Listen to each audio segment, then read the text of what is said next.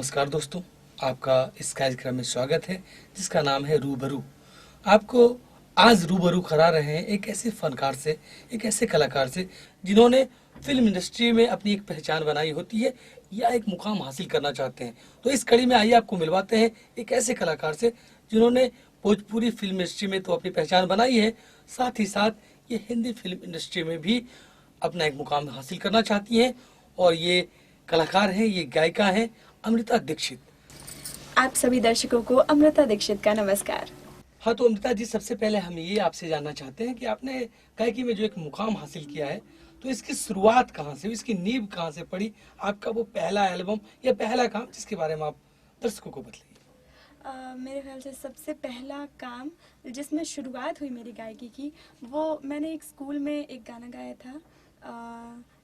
वो राष्ट्रीय गीत था और वहाँ से मेरी गायकी की शुरुआत हुई। वहाँ मैंने पहली बार स्टेज पे गाना गाया। लेकिन अगर एल्बमों में कहूँ तो मेरी सोलो एल्बम सबसे पहले आई जयकारा मेरी मैया रानी का, और वहाँ से वेव कंपनी से आई थी और वहाँ से मेरी सिंगिंग आगे बढ़ी। अच्छा, आपकी गाड़ी आगे बढ़ चली। आपने हाँ। बहुत सारा काम किया है, जैसा कि हमारे दर्शक भी जानते हैं, मैं भी जानता हूँ कि आपने बहुत सारा काम किया है। तो मैं आपसे अब एक गीत सुनना चाहूँगा आपके उन एल्बम में से जो कि आपके फेवरेट सॉन्ग हैं।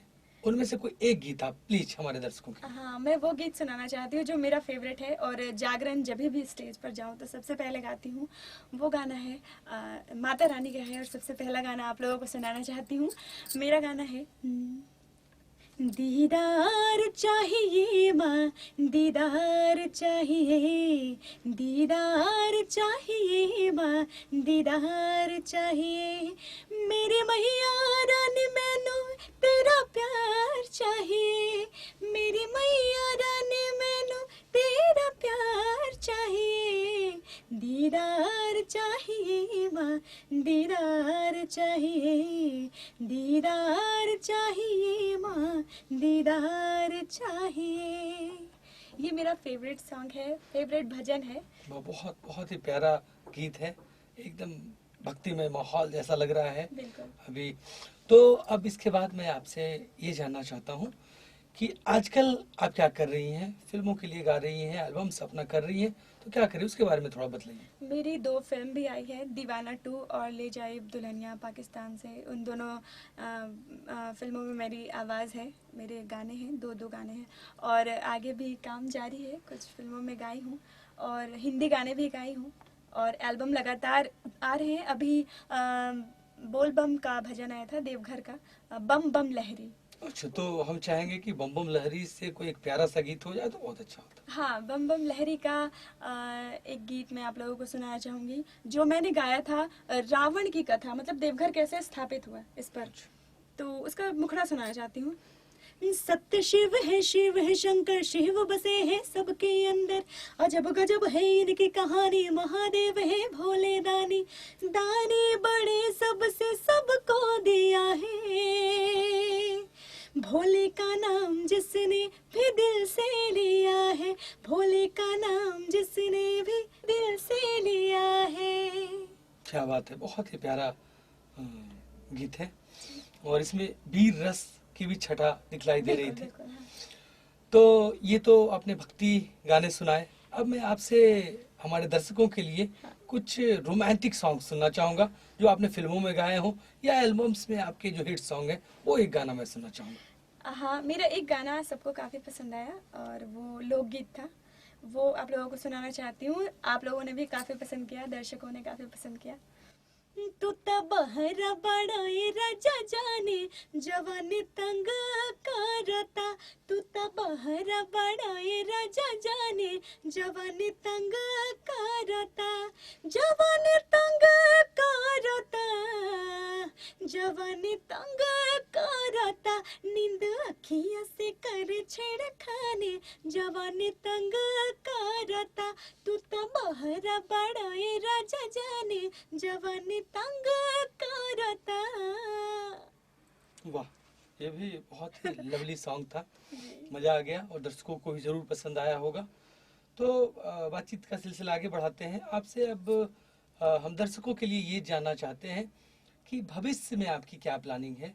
आप क्या बनना चाहती हैं, अपने आप को कहाँ देखना चाहती हैं? भविष्य में मैं चाहती हूँ कि मुझे हिंदी फिल्मों में गाने का मौका मिले। प्लेबैक सिंगिंग करने का प्लेबैक मौका मिले। सिंगिंग हिंदी अगर मुझे गाने का मौका मिला तो मुझे बहुत अच्छा लगेगा, और इसके लिए मैं कोशिश भी कर रही हूँ। अच्छा, तो हिंदी फिल्मों में आप गाना चाहती हैं तो जरूर कहीं ना कहीं से आपको इंस्पिरेशन मिली होगी। बिल्कुल। तो हिंदी फिल्मों में, हिंदी गायकों में, गायकों में कौन आपके पसंदीदा है? मेरी जो सबसे फेवरेट सिंगर हैं वो है लता माँ, सबकी फेवरेट हैं, और उनका एक गाना बचपन से गुनगुनाती आई हूँ। लेकिन सबसे पहले आपको ये बता दूं, मेरा सपना सिंगर बनने का तो था नहीं। अच्छा, आप लोगों को शायद बहुत सारे मेरे ऐसे फैंस, ऐसे फॉलोअर्स हैं जिनको ये बात पता नहीं है कि मैं सिंगर नहीं बनना चाहती तो थी। क्या बनना चाहती मैं थी? एक एंकर बनना चाहती थी। ओह, और मैंने अच्छा। मास कम्युनिकेशन की पढ़ाई की। 5 साल तक मैंने मीडिया में काम किया है, इंटरव्यूज लिए हैं, आज दे रही हूँ। ओह, अच्छा, अच्छा, अच्छा। जी हाँ। तो कुर्सी बदल गई है कुर्सी आज। बदल गई है, वहाँ मैं बैठती थी, आप बैठे हैं, और यहाँ कोई और बैठते वो थे, तो अभी आपका सेलिब्रिटी। स्टारडम अलग है। जी बिल्कुल। एंकर रहते हुए आप इस स्टारडम को नहीं छूती जहाँ की आप हैं। जी हाँ। और फिलहाल मैंने बिग मैजिक चैनल के लिए भक्ति सागर का एपिसोड 25 एपिसोड शूट कर किया है, जिसमें मेरे जितने सारे व्यूवर्स हैं, मेरे जितने दर्शक हैं, मुझे भक्ति सागर में सुबह 7:30 से 9 बजे तक देख सकते हैं।